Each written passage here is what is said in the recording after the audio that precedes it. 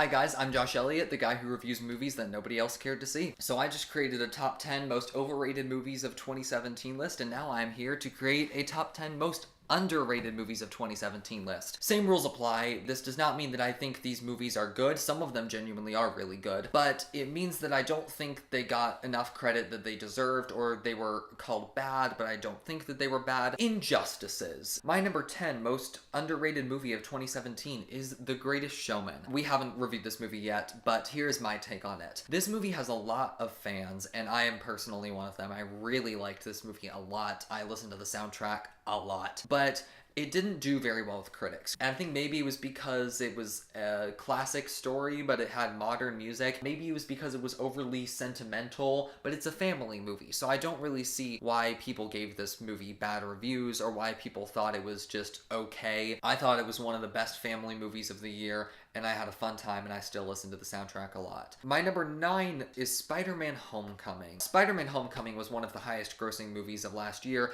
and it got pretty amazing reviews. People were talking about it a lot over the summer, how amazing it was.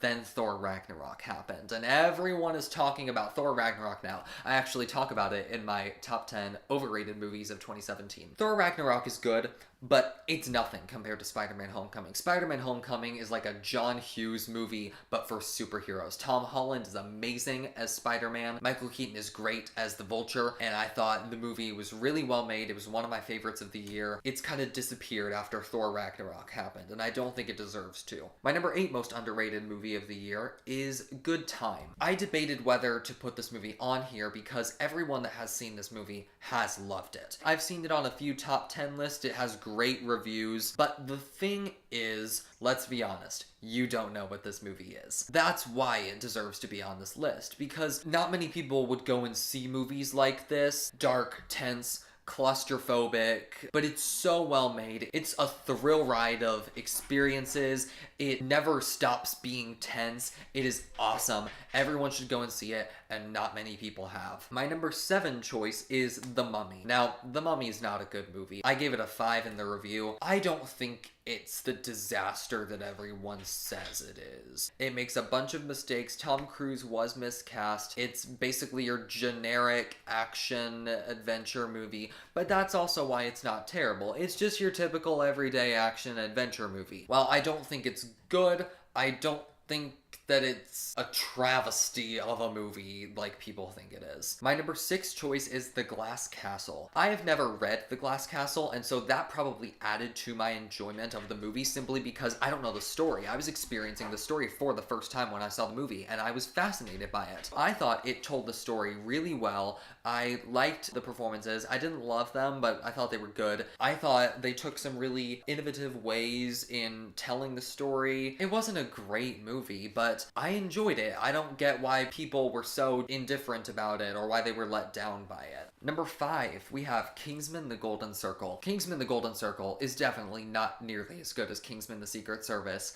but in the 50s on Rotten Tomatoes, really? I don't think that it was that bad. I had a fun time watching it. I thought that it was definitely a Kingsman movie, even if it wasn't as good as the first one. I didn't think The Statesman were that good, and maybe that's why it had such a bad reviews. It is a little long as well, but it's fun. It's just a fun movie. I got a kick out of it. So did Paige, Joey, and Brett. And so if you're a fan of the first movie, I think you'll like this one. My number 4 is Happy Death Day. The reviews for Happy Death Day are pretty much the exact same as mine. 60s on Rotten Tomatoes. People had a fun time, like I did. But the main reason it's this high on this list is because of my friend group. My friend group hated this movie. And I'm pretty sure there are other people out there like them that did genuinely hate this movie. And I think the reason is because they took it too seriously. I didn't take it seriously. I didn't take it as a horror. I took it as a fun movie to go and watch with a group of friends, and I wasn't scared, but I did really enjoy myself. I was genuinely invested in the story. No, the characters weren't great. No, the story has a bunch of plot holes, but I had a fun time. It was a fun movie, and that's what the critics think, but that's not what my friends thought, so that's why it's up on this list. I think that they are definitely underrating this movie. My number 3 choice is A Cure for Wellness, a February release movie that kind of faded off into nothingness because it was a February release movie, and it didn't get very good reviews. I thought it was one of the most disturbing movies I've ever seen in my entire life. I don't even want to talk about where some of the places this movie goes. I think it was a really well-made movie that was cursed by its release date and didn't get as good of reviews as it should have. My number 2 is in my top 10 best movies of the entire year, and I don't think anyone really knows about it. And that's Professor Marston and the Wonder Women. Wonder Woman came out this year. Everyone was all about that. Professor Marston and the Wonder Woman came out and everyone was like, what? Actually, I don't think anyone even reacted to it because nobody knew that it existed. I think this was one of the most interesting stories of the year. I thought that it approached sex from a very analytical perspective in a way that I've never seen done in a movie before, and I kind of latched onto that, and I was really invested in how it explored the topics of polyamory. Yeah, it's a weird movie. It tackles subjects that I think many movies aren't brave enough to tackle, and so I've got to give it props for that, and I don't think anyone saw it. It got good reviews, but nobody knows that this movie exists, and so I'd really recommend seeing it if you like period pieces, if you like Wonder Woman, if you like movies that tackle odd subjects, go see Professor Marston and the Wonder Women. It's really great. Here we are, folks. My number 1 most underrated movie of 2017. One of my favorite movies of the year, period. I think it's my 5th favorite of the year, and that is Ingrid Goes West. Now, Ingrid Goes West got really good reviews, but similarly to Professor Marston and the Wonder Woman, nobody knows this movie exists. And the thing is, it's so relevant to my generation because it's all about how people form relationships over social media and how seriously those should actually be taken and how they can easily be taken out of hand,